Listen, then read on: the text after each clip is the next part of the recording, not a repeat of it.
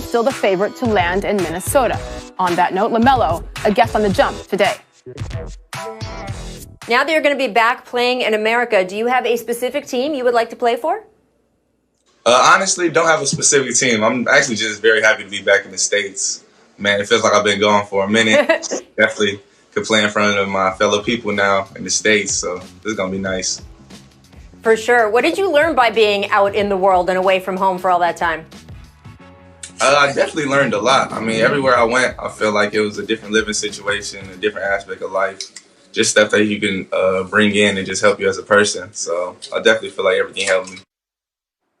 Let's keep this going by bringing in our NBA champion, Richard Jefferson. And so there you go. LaMelo says he's ready to go number 1 in Minnesota. Our latest mock draft, you saw him go number 3 to Charlotte. So, RJ, when you watch LaMelo, in your mind, what makes him a top 3 talent? Well, I think his versatility. And I met him probably about 18 months ago, and even at that point in time, I'm 6'7". I was looking up at him, so he's a good 6'8" plus.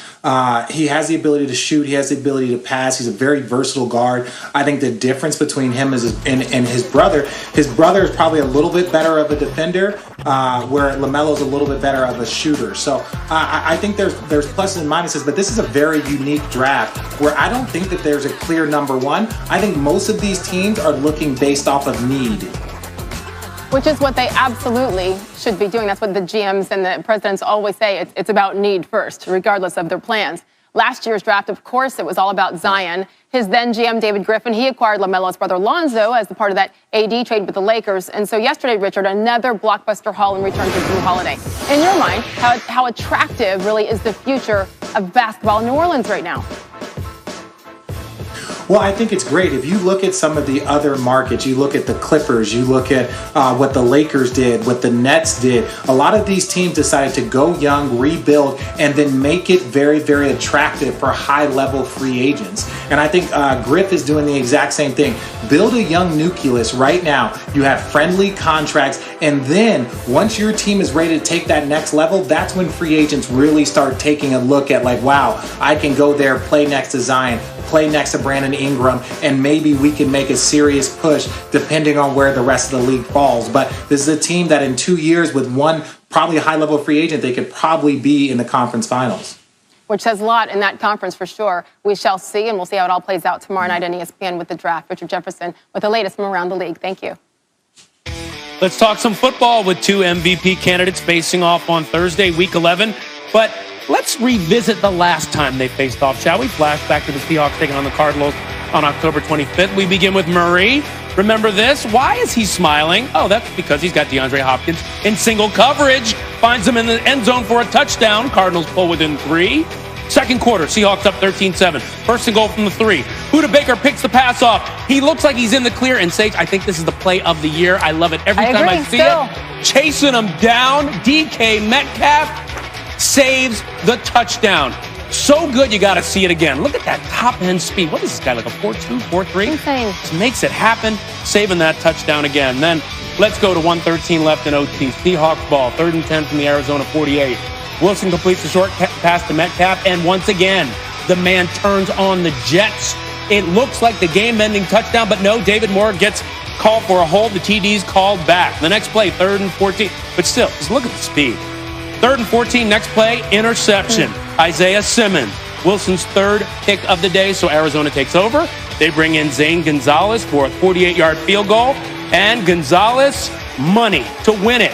Cardinals, 37-34 in overtime, handing Seattle their first loss of the season. And here's both quarterbacks on the rematch.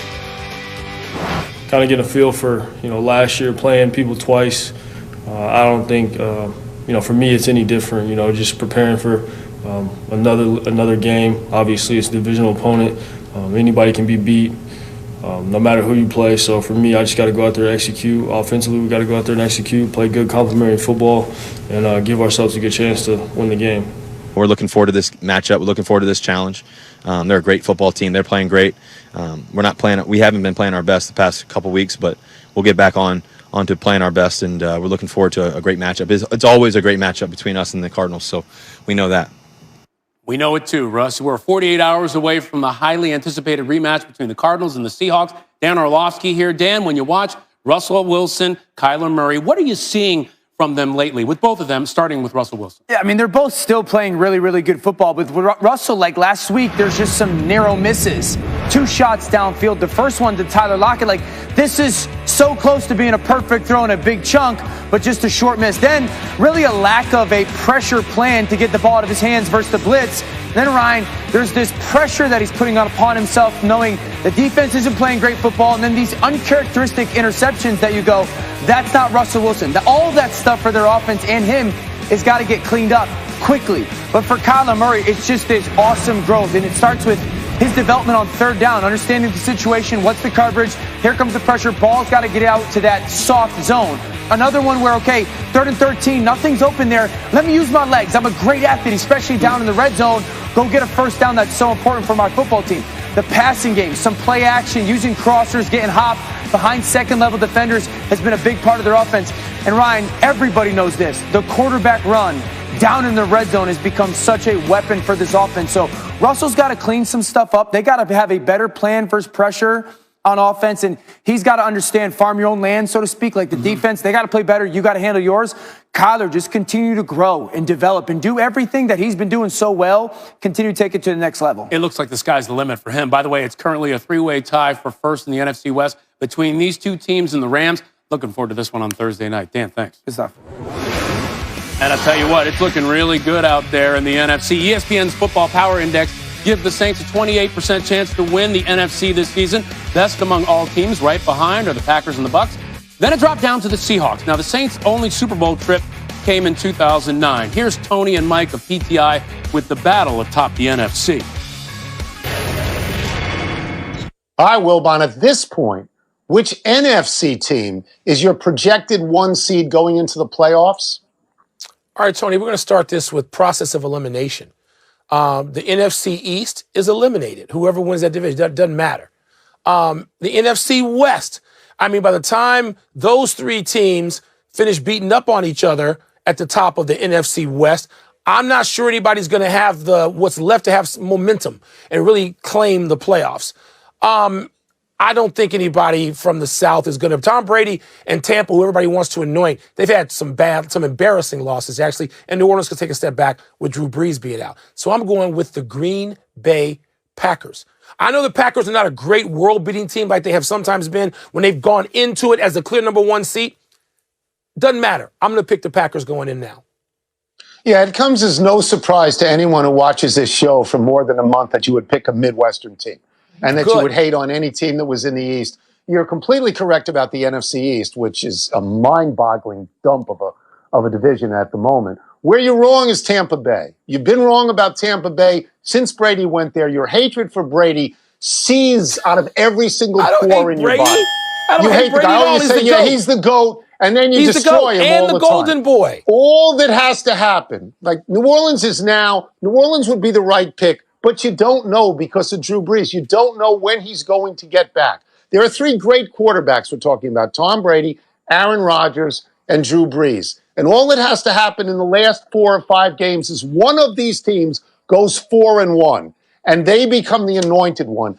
I think it's going to be Tampa, but I don't like the chances, honestly, of the NFC. I think the best teams are in the AFC, and I know you do too. Of course. That's why we're picking the NFC, because it's harder. By the way, was the TV in your attic broken when Tom Brady and Tampa got beat 38-3? Was it broken when they lost the first game to New Orleans? Was it lost when Tom Brady went like that and didn't know what down it was?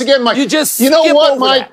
The team that we won't put in this has already beaten Tampa Bay. Your Bears, they stink. That's right. I'll take that win. I'll take that. You take the I-95s. Own them. That's it. He's done. Back to you. Michael just said, okay, segment's over. Oh.